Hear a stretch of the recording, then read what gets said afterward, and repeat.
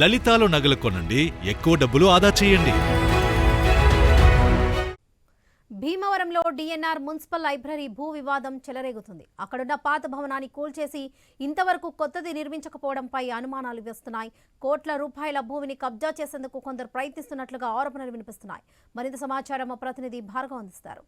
రెండవ బార్దోలి భీమవరంలో దాతలు ఎంతోమంది, స్వాతంత్ర సమరయోధులు ఎంతోమంది కూడా ఎన్నో సేవా కార్యక్రమాలు చేశారు. కానీ వారి సేవలను నిలుపుకునేటువంటి పరిస్థితులు అయితే ఇప్పుడు కనబడడం లేదు. ఇందులో ప్రధానంగా భీమవరం డిఎన్ఆర్ అంటే అందరూ కూడా తెలుసు. ఆయన స్వాతంత్ర సమరయోధులు, భీమవరం శాసనసభ్యులుగా కూడా సేవలు అందించారు. ఆయన స్మారకంగా ఏర్పాటు చేసినటువంటి గ్రంథాలయ భవనం పాతది పడిపోవడంతో ప్రస్తుతం ఆ భూమిని కబ్జా చేసేందుకైతే అక్రమార్కులు ప్రయత్నిస్తున్నటువంటి ఆరోపణలు వినిపిస్తున్నాయి. ఆ భూమిలో కొత్త నిర్మాణం చేపట్టేందుకు మున్సిపల్ అధికారులు స్వయంగా కూడా మార్కింగ్ వేసి సరిహద్దులు నిర్ధారించి ఇక్కడ భవనం నిర్మించాలని తలపెట్టారు. అటు దాతలు కూడా ఏదైతే సిఎస్ఆర్ ఫండ్స్ కింద 25 లక్షల రూపాయలు ఈ భవన నిర్మాణం కోసం ఇచ్చారు. అయితే ఆ నిర్మాణానికి 25 లక్షల రూపాయలు దాతలు ముందుకు వచ్చి ఇచ్చినప్పటికీ కూడా భవన నిర్మాణం చేపట్టేందుకు మున్సిపల్ అధికారులు మాత్రం ఏమాత్రం కూడా అడుగు ముందుకు వేయట్లేదని కూడా చెప్పుకోవచ్చు. చూడొచ్చు మనం ఉన్నటువంటి మున్సిపల్ పాఠశాల, ఆ పాఠశాల పక్కనే డిఎన్ఆర్ స్మారకంగా ఏర్పాటు చేసినటువంటి లైబ్రరీ ఇక్కడ ఉండేది, మున్సిపల్ గ్రంథాలయం. కానీ ఇప్పుడు దాని గుర్తులేమి కూడా లేవు. మరి స్థానికులు ఏమంటున్నారు, ఇక్కడ ప్రజా సంఘాల నాయకులు కూడా ఇప్పుడు మనతో ఉన్నారు. చెప్పండి, ఏంటి దాదాపు భీమవరం సెంటర్లో అసలు ఎంత విలువ చేస్తుంది ఈ భూమి, ఎంత ఖాళీగా ఉంది, ఏంటి అసలు ఏం జరుగుతుంది? వాస్తవానికి భీమవరం పట్టణంలోనే చాలా ప్రఖ్యాతి పొందినటువంటి మహనీయుడు దంతులూరి నారాయణరాజు గారు. డిఎన్ఆర్ అంటే మొత్తం రాష్ట్ర వ్యాప్తంగా చాలా పేరుంది. ఈయన ఒక స్వాతంత్ర సమరయోధుడే కాదు, ఒక ఎమ్మెల్యేగా కూడా పనిచేశారు. ఒక పేద బడుగు బలహీన వర్గాల విద్యార్థులు ఉన్నత విద్యను అభ్యసించడం కోసం తన యావత్ ఆస్తిని కూడా కళాశాల నిర్మాణానికి, విద్యా వ్యాప్తికి ఆయన ఇచ్చి దానం చేసి కృషి చేసినటువంటి మహనీయుడు. ఆయన స్వాతంత్రం ముందే 1845లోనే ఆయన కళాశాల నిర్మాణం చేశారు. 48లో భీమవరం మున్సిపల్ హోదా వచ్చేటట్టు భీమవరం పట్టణానికి ఆయన చాలా కృషి చేసినటువంటి వ్యక్తి.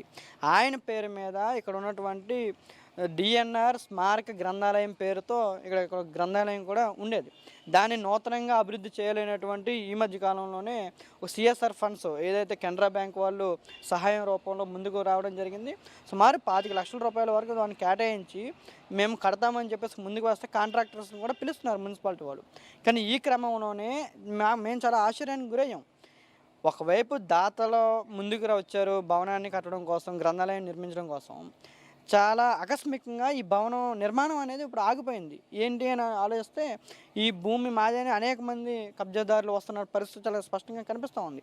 దీనిపై మున్సిపల్ అధికారులు కూడా ద్వంద్వ వైఖరిని వ్యవహరిస్తున్నారనేది మాకు అర్థమవుతుంది. కారణం ఏంటంటే దీన్ని నిర్మాణానికి తలపెట్టడానికి కారణమైన మున్సిపల్ అధికారులే దాన్ని మరింత కాలయాపన చేయడంలో కూడా మాకు అనుమానం వస్తూ ఉంది. మరొక వైపు గతంలో ఉన్నటువంటి కౌన్సిల్లో అప్పుడు ఉన్నటువంటి నాయకుల్లో వాళ్ళు కొన్ని అక్రమంగా కొన్ని తీర్మానాలు చేసుకొని మాకు దారి ఉందనేటువంటి పేరుతో ఈ రోజున ముందుకి తెర మీదకి వచ్చే పరిస్థితి కూడా కనిపిస్తూ ఉంది. ఇప్పుడు ఉన్నటువంటి ఈ భూమి సుమారు సెంటే 70 నుంచి 80 లక్షలు, సుమారు 1 కోటి రూపాయల వరకు ఉండే పరిస్థితి కూడా కనిపిస్తూ ఉంది. కోట్లాది విలువ చేసేటువంటి ఈ ప్రాంతంలో ఈ భూమిని ఈరోజు కబ్జా చేయలేనటువంటి ఒక ఆలోచన ఈరోజున మున్సిపల్ పట్టణంలో కనిపిస్తూ ఉంది. అంతేగా ఈరోజు గ్రంథాలయం అనేది ఈ రోజున ఎస్సీ ఎస్టీ పిల్లలు కానీ, బీసీ విద్యార్థులు కానీ వాళ్ళు ఉన్నత విద్యను అభ్యసించడానికైనా, కాంపిటేటివ్ ఎగ్జామ్స్ ప్రిపేర్ అవ్వడం కోసమైనా, అనేక పోటీ పరీక్షలు ప్రిపేర్ అవ్వడానికి చాలా కీలకంగా ఉండే పరిస్థితి కూడా కనిపిస్తుంది. కానీ అట్లాంటి గ్రంథాలయాన్ని ఈరోజు కట్టనివ్వకుండా ఆపడం అనేది యావత్ భీమవరం పుర ప్రజలందరూ కూడా సిగ్గుతో తలదించుకున్నటువంటి పరిస్థితి. డిఎన్ఆర్ కాలేజ్ అయినా, డిఎన్ఆర్ ఇచ్చినటువంటి దాత సహకారంతో నిర్మించిన ఎంతోమంది ఇక్కడ చదువుకొని వెళ్ళి దేశ విదేశాల్లో స్థిరపడ్డారు. సినీ రంగంలో కానీ, రాజకీయ రంగంలో కానీ, విద్యారంగంలో కీలక స్థాయిలో ఉన్నారు. అంటే వారందరూ కూడా ఈరోజు ఇటువంటి సమాచారం తెలిస్తే అసలు ఏ విధంగా స్పందించే పరిస్థితులు ఉంటాయి? ప్రజాప్రతినిధులు కూడా ఉన్నారు ఇక్కడ. మరి వారికి అసలు ఈ విషయం తెలుసు అనుకోవచ్చా? జనసేన ఎమ్మెల్యేనే ఇక్కడ కూడా ఉన్నారు. వాస్తవానికి ఉమ్మడి పశ్చిమ గోదావరి జిల్లాలోనే మొట్టమొదటి కాలేజీ స్థాపన డిఎన్ఆర్ గారు నిర్మించారు ఇక్కడ డిఎన్ఆర్ కళాశాలని. ఆ తర్వాత సిఆర్ రెడ్డి కానీ ఇతర కళాశాలలో కూడా ఆర్ఆర్డిఎస్ కానీ ఇవన్నీ వచ్చాయి. ఇదే కాలేజ్ నుంచి కొన్ని లక్షలాది మంది పేద ప్రజలు ఒక చదువుకొని ఉన్న స్థాయికి వెళ్ళినటువంటి పరిస్థితి కూడా కనిపిస్తుంది. అనేక మంది మేధావులు కానీ, సినీ ప్రముఖులు కానీ, విద్యావేత్తలు కానీ, వ్యాపారవేత్తలు కానీ, పెద్ద పెద్ద బిజినెస్ మ్యాగ్నెట్స్ వీళ్ళందరూ కూడా ఒక ఉన్న స్థాయికి వెళ్ళడానికి ఇంతేకాదు ఇదే భీమవరం నడిబొడ్డు కేంద్రంగా ఓ సెంట్రల్ మినిస్టర్ గారు ఉన్నారు, శ్రీనివాస్ వర్మ గారు. ఆయన కూడా దీనిపైన ఏమీ స్పందించే పరిస్థితి కూడా కనిపించట్లేదు. డిఎన్ఆర్ పాలకవర్గం దీనిపైన ఎట్లాంటి ప్రకటన కూడా చేయలేని పరిస్థితి, నోరు మెదపలేని పరిస్థితి ఈరోజు పాలకవర్గం, డిఎన్ఆర్ పాలకవర్గం బోర్డు కమిటీ కూడా మాకు కనిపిస్తూ ఉంది. అంతేకాదు డిప్యూటీ స్పీకర్ ఈ ఏరియాలోనే ఉన్నారు, రాజ్యసభ సభ్యులు ఇక్కడే ఉన్నారు, అనేకమైనటువంటి ఒక ఉన్నత ప్రజాప్రతినిధులు కూడా ఈ కేంద్రంలో ఉన్నారే.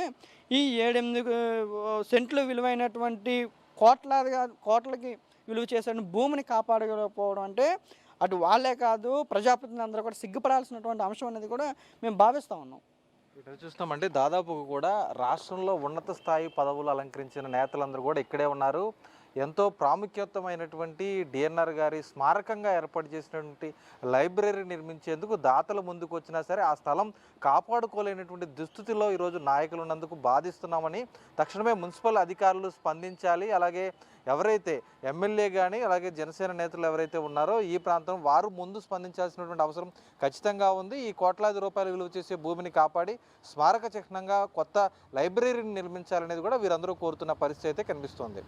కెమెరా పర్సన్ చంటితో భార్గవ్, వై న్యూస్, భీమవరం నుంచి.